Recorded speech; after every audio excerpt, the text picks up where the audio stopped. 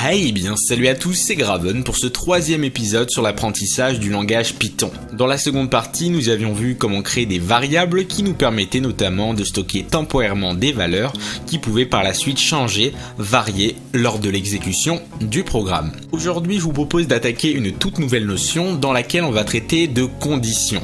En programmation comme dans la vie de tous les jours, on est régulièrement amené à faire des choix qui vont être le fruit de conditions. Je vous donne un exemple très simple pour m'illustrer. S'il fait beau, alors je sors, sinon je reste chez moi. Ceci, ce alors et ce sinon, on va les retrouver dans notre code. Et cela, peu importe le langage de programmation que vous choisissez. Maintenant qu'on a vu la théorie, passons à la pratique. Avant de commencer dans le vif du sujet, j'aimerais qu'on revienne rapidement sur la structure établie pour les deux premiers épisodes. On avait créé une fonction main qui était appelée lorsque le programme s'allumait. Une partie d'entre vous a trouvé que c'était très complexe de commencer par ça en premier, et d'autre part, des personnes un peu plus expérimentées en Python m'ont informé que ce n'était pas forcément utile de faire ça. Pourquoi ? Que dans notre cas, on va simplement exécuter une série d'instructions, donc pas besoin de faire une fonction main. On utilisera ça par la suite quand on créera des modules. Donc tout simplement, ce que vous pouvez faire, c'est qu'à partir de maintenant, vous pourrez écrire votre code directement à ce niveau-là. Par exemple, on pourra mettre ici print hello world,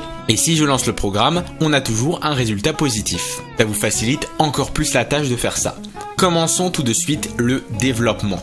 La première des choses à faire, ça va être de créer par exemple deux variables. La première, ce sera le porte-monnaie d'une personne, donc on va par exemple l'appeler wallet, et on lui affectera comme valeur par exemple 5000 €. On peut aller à la ligne et on va en créer une seconde qui sera le prix d'un produit, par exemple d'un ordinateur. Donc je vais l'appeler computer_price. Si vous avez bien suivi la dernière vidéo, vous saurez pourquoi on a un underscore à ce niveau-là. Et on pourra ici par exemple lui affecter comme valeur 900 €. Bien, maintenant qu'on a tout ça, on va pouvoir faire notre première vérification. Donc je vais sauter de ligne et par exemple je vais vérifier que le prix de l'ordinateur est inférieur à 1000 € par exemple. Alors comment faire cela ? Eh bien c'est ce qu'on va voir tout de suite. Le prix de l'ordinateur correspond à la variable computer_price. On a créé juste là. Ensuite, je souhaite vérifier le prix est inférieur à 1000 €. Donc je vais utiliser comme en mathématiques des signes strictement supérieurs à, ou alors strictement inférieur, ou même 2 égales pour vérifier une égalité parfaite, ou encore tout un tas d'autres signes. Donc nous on va commencer par vérifier si c'est strictement inférieur à 1000 €. Donc ce que je viens d'écrire là, c'est ce qu'on appelle un booléen. Ça va me retourner soit vrai, true, soit faux, false. Si à ce niveau-là je fais un print de ceci, vous allez voir que c'est bien vrai. Et c'est ça tout l'essence même de la condition.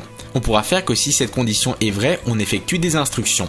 Sinon, on fera autre chose, c'est pas un problème. Alors pour cela, on va récupérer la vérification que l'on souhaite faire et on va pouvoir commencer notre condition. D'abord, il nous faudra le mot-clé if qui permettra de démarrer la condition, de faire le fameux si quelque chose est vrai, par exemple. Donc je vais mettre ici if, petit espace. À ce niveau-là, on va coller la vérification que l'on souhaite. Donc dans notre cas, c'est toujours la même. Et pour démarrer le bloc conditionnel, vous allez mettre ici 2 points. Si maintenant je vais à la ligne, je pourrais ici effectuer une série d'instructions si cette condition est vraie. Alors comment faire cela ? Je vais mettre ici par exemple un print en mettant le prix de l'ordinateur est bien inférieur à 1000 €. Donc si je lance le programme, on peut voir que j'ai bien ce message qui est affiché. Maintenant, qu'est-ce qui va se passer si je change le prix de l'ordinateur en mettant 1200 €? Vous êtes d'accord avec moi, ici, la condition ne sera plus bonne. Par conséquent, on pourrait créer juste en dessous un else, qui signifie tout simplement sinon. Donc vous ouvrez comme d'habitude le bloc conditionnel et on pourra faire autre chose. Par exemple, un print en mettant non, le prix est supérieur à 1000 €. Maintenant, je lance le programme, on a bien ici ce résultat. Donc ce qu'il faut retenir, c'est que là, on vérifie si le prix de l'ordinateur est inférieur à 1000. Si c'est le cas, on effectue des instructions. Sinon, on fera autre chose. On pourra mettre un autre message. Ce qui est intéressant dans la vérification tout à l'heure, c'est ce fameux signe qu'on avait là. Je pouvais faire que ce soit strictement inférieur, ou alors supérieur par exemple, ou alors vérifier une égalité parfaite. Mais on peut faire d'autres choses. Par exemple, on peut vérifier si le prix de l'ordinateur est différent en mettant point d'exclamation égal à 1000 €. Je pourrais afficher comme message le prix n'est pas de 1000 €. Et là, on pourra mettre oui, le prix est de 1000 €. Je lance le programme et on a bien le prix n'est pas de 1000 €. Et si maintenant je mets comme valeur 1000, Le programme va essayer de faire cette condition, il va voir qu'elle n'est pas vraie, par conséquent il va se réfugier dans le sinon et exécuter cette instruction. Parfait. Alors dans notre cas, j'ai utilisé la variable computerPrice, mais également je peux utiliser la variable wallet dans ma condition. Si le prix de l'ordinateur est de 6 000 €, vous êtes d'accord avec moi qu'on ne peut pas se le payer avec seulement 5 000 € dans notre porte-monnaie. Par conséquent, on pourrait très bien faire ce genre de programme. Ici, il faudra simplement vérifier que le prix de l'ordinateur est bien inférieur ou égal, puisque si la personne a pile poil 1 000 €, il faut qu'il puisse quand même acheter. Elle aura 0 € à la fin, mais elle pourra l'acheter quand même. Et là, on mettra wallet. Donc à ce niveau-là, on pourra mettre l'achat est possible. Donc là par exemple je peux très bien récupérer la valeur de wallet et lui enlever le prix du computer et réaffecter ça à la variable wallet. Pour ceux qui souhaitent faire ça encore plus rapidement, vous avez une autre écriture. Vous pouvez carrément faire moins égal. Par conséquent, il sera qu'il faut à la valeur de wallet soustraire le prix de l'ordinateur. Maintenant, si cette condition est fausse, on va se réfugier dans le else et mettre ici l'achat est impossible. Vous n'avez que... Ici, je vais injecter la valeur du porte-monnaie de la personne.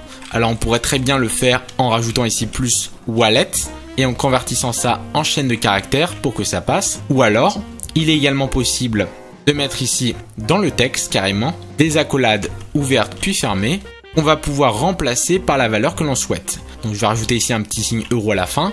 On va sortir des guillemets et rajouter ici la fonction format qui va permettre de remplacer cette valeur par exemple, le porte-monnaie de la personne. Et ce qui est intéressant, c'est qu'on n'a même pas besoin de choisir le type, ça va automatiquement le faire pour nous. Et enfin, en dernier lieu, je vous propose d'afficher ici le nouveau porte-monnaie de la personne après l'achat. Je lance le programme et on a bien ici l'achat qui est possible étant donné qu'on avait un porte-monnaie de départ de 5 000 € et que le produit coûtait 1 000 €. Ce qui est intéressant et qu'on peut noter, c'est qu'il est possible de faire plusieurs vérifications pour la même condition. Là, on a vérifié si le porte-monnaie peut se permettre d'acheter un ordinateur à ce prix, mais on pourrait vérifier en plus de cela autre chose. Pour cela, je vais utiliser le petit mot-clé N qui va permettre de vérifier en plus de cela si le prix de l'ordinateur est supérieur à 1 000 €. Donc là, ce qui va se passer, c'est qu'il va faire d'abord cette première vérification, puis il va passer à la deuxième. Et si les deux sont vrais, il pourra exécuter les différentes instructions. À ce niveau-là, il est possible de simplifier la chaîne en faisant Alt Entrée. Et regardez, à ce niveau-là, on a un code encore plus simpliste. Vous avez d'autres mots-clés, par exemple pour faire un OU, en mettant à la place du N, OR. Donc là, il va vérifier ça ou ça. Si l'un des deux est vrai, par conséquent, il pourra effectuer des instructions. Vous avez un autre moyen d'écrire des conditions, encore plus simple que ce que je vous ai présenté. C'est ce qu'on appelle les conditions ternaires. Imaginons que je souhaite vérifier que le prix de l'ordinateur est toujours inférieur ou égal à 1 000 €. Cette condition, on va pouvoir l'enfermer entre crochets, mettre devant entre parenthèses ce que l'on souhaite faire. Si la valeur est vraie, par exemple, on pourra mettre l'achat est possible.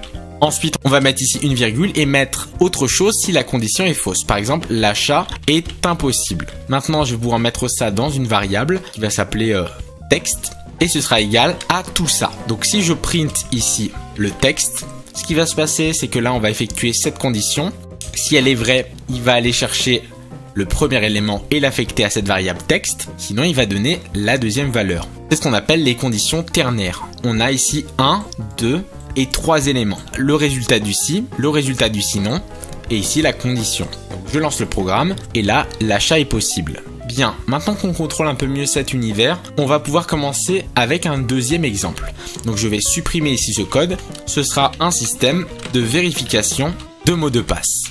Je saute une ligne et dans un premier temps, on va créer une variable qui va s'appeler password et qui va permettre grâce à la fonction input de demander à l'utilisateur d'entrer dans la console son mot de passe. Donc je vais mettre ici entrez votre mot de passe. Et on va créer une seconde variable qui va s'appeler password length, qui correspond à la taille du mot de passe en anglais. Donc ce sera égal à quoi? À la fonction len qui va permettre de compter le nombre de caractères de cette variable password. Donc si ici j'affiche password length et que je lance le programme, je vais entrer comme mot de passe par exemple AZERTY123 et là j'aurai 9 caractères. Donc maintenant qu'on sait que cette variable fonctionne, on va ici vérifier si le mot de passe est inférieur à 8 caractères.